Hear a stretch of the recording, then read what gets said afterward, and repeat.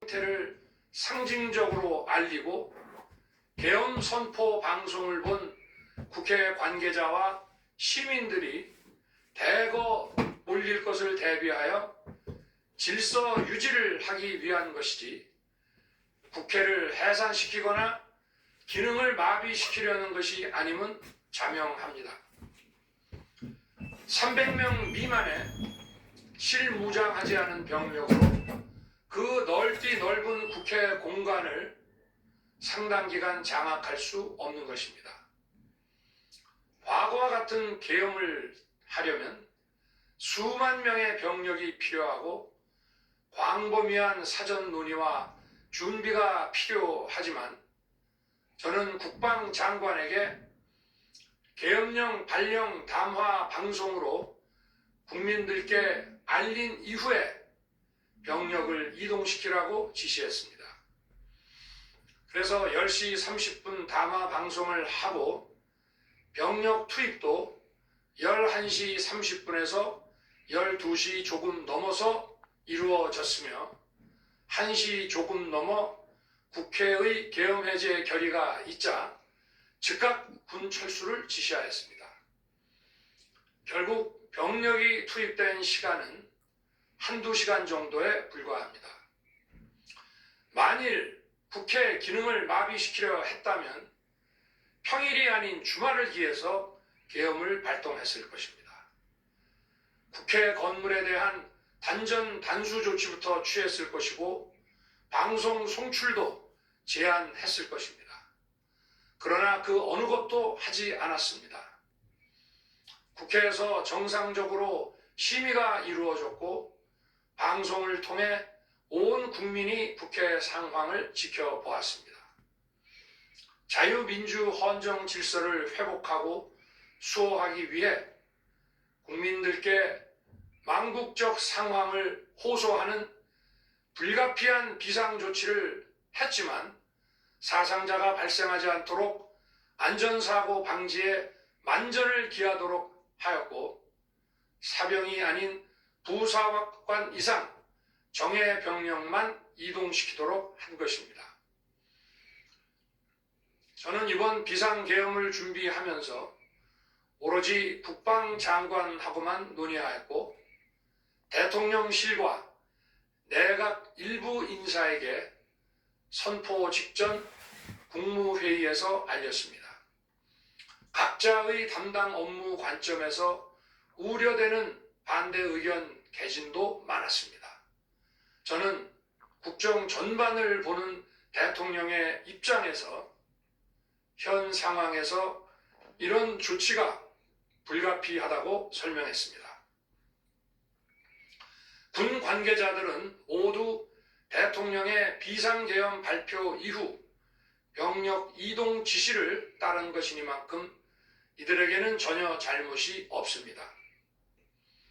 그리고 분명히 말씀드리지만 저는 국회 관계자의 국회 출입을 막지 않도록 하였고 그래서 국회의원과 엄청나게 많은 인파가 국회 마당과 본관, 본회의장으로 들어갔고 계엄 해제 안건 심의도 진행된 것입니다. 그런데도 어떻게든 내란죄를 만들어 대통령을 끌어내리기 위해 수많은 허위 선동을 만들어내고 있습니다. 도대체 2시간짜리 내란이라는 것이 있습니까? 질서 유지를 위해 소수의 병력을 잠시 투입한 것이 폭동이란 말입니까? 거대 야당이 거짓 선동으로 탄핵을 서두르는 이유가 무엇이겠습니까? 단 하나입니다. 거대 야당 대표의 유죄 선고가 임박하자 대통령의 탄핵을 통해 이를 회피하고 조기 대선을 치르려는 것입니다. 국가 시스템을 무너뜨려서라도 자신의 범죄를 덮고 국정을 장악하려는 것입니다. 이야말로 국헌문란 행위 아닙니까?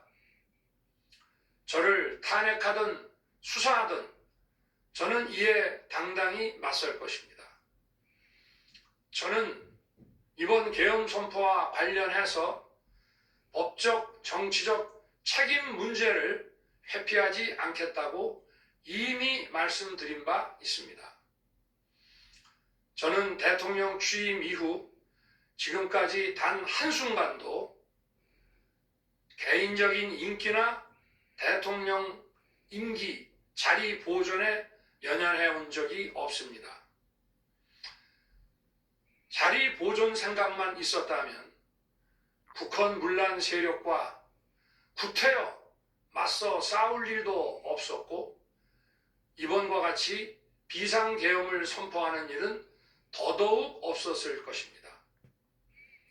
5년 임기 자리 지키기에만 매달려 국가와 국민을 외면할 수 없었습니다. 저를 뽑아주신 국민의 뜻을 저버릴 수 없었습니다. 하루가 멀다 하고 다수의 힘으로 입법 폭거를 일삼고 오로지 방탄에만 혈안되어 있는 거대 야당의 의회 독재에 맞서 대한민국의 자유민주주의와 헌정 질서를 지키려 했던 것입니다. 그 길밖에 없다고 판단해서 내린 대통령의 헌법적 결단이자 통치 행위가 어떻게 내란이 될 수 있습니까? 대통령의 비상계엄 선포권 행사는 사명권 행사, 외교권 행사와 같은 사법심사의 대상이 되지 않는 통치 행위입니다. 국민 여러분, 지금 야당은 저를 중범죄자로 몰면서 당장 대통령직에서 끌어내리려 하고 있습니다. 만일 망국적 북한 문란 세력이 이 나라를 지배한다면 어떤 일이 벌어지겠습니까? 위헌적인 법률, 셀프 면죄부 법률, 경제 폭망 법률들이 국회를 무차별 통과해서 이 나라를 완전히 부술 것입니다. 원전산업, 반도체 산업을 비롯한 미래 성장 동력은 고사될 것이고 중국산 태양광 시설들이 전국의 살림을 파괴할 것입니다. 우리 안보와 경제의 기반인 한미 동맹, 한미일 공조는 또다시 무너질 것입니다. 북한은 핵과 미사일을 고도화하여 우리의 삶을 더 심각하게 위협할 것입니다. 그러면 이 나라 대한민국의 미래가 어떻게 되겠습니까? 간첩이 활개치고 마약이 미래 세대를 망가뜨리고 조폭이 설치는 그런 나라가 되지 않겠습니까? 지금껏 국정 마비와 북한 문란을 주도한 세력과 범죄자 집단이 국정을 장악하고 대한민국의 미래를 위협하는 일만큼은 어떤 일이 있어도 막아야 합니다. 저는 끝까지 싸울 것입니다. 국민 여러분, 국정 마비의 망국적 비상 상황에서 나라를 지키기 위해 국정을 정상화하기 위해 대통령의 법적 권한으로 행사한 비상계엄 조치는 대통령의 고도의 정치적 판단이고 오로지 국회의 해제 요구만으로 통제할 수 있는 것입니다. 이것이 사법부의 판례와 헌법학계의 다수 의견임을 많은 분들이 알고 있습니다. 저는 국회 해제 요구를 즉각 수용했습니다. 계엄 발령 요건에 관해 다른 생각을 가지고 계신 분들도 있습니다만 나라를 살리려는 비상 조치를 나라를 망치려는 내란 행위로 보는 것은 여러 헌법학자와 법률가들이 지적하는 바와 같이 우리 헌법과 법 체계를 심각한 위험에 빠뜨리는 것입니다. 저는 묻고 싶습니다. 지금 여기저기서 광란의 칼춤을 추는 사람들은 나라가 이 상태에 오기까지 어디서 도대체 무엇을 했습니까? 대한민국의 상황이 위태롭고 위기에 놓여 있다는 생각도 전혀 하지 않았다는 말입니까? 공직자들에게 당부합니다. 엄중한 안보 상황과 글로벌 경제 위기에서 국민의 안전과 민생을 지키는 일에 흔들림 없이 매진해 주시기 바랍니다.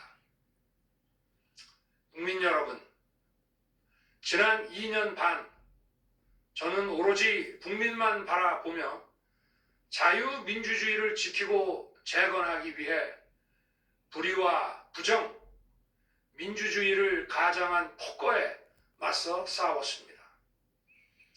피와 땀으로 지켜온 대한민국, 우리의 자유민주주의를 지키는 길에 모두 하나가 되어주시길 간곡한 마음으로 호소드립니다. 저는 마지막 순간까지 국민 여러분과 함께 싸우겠습니다.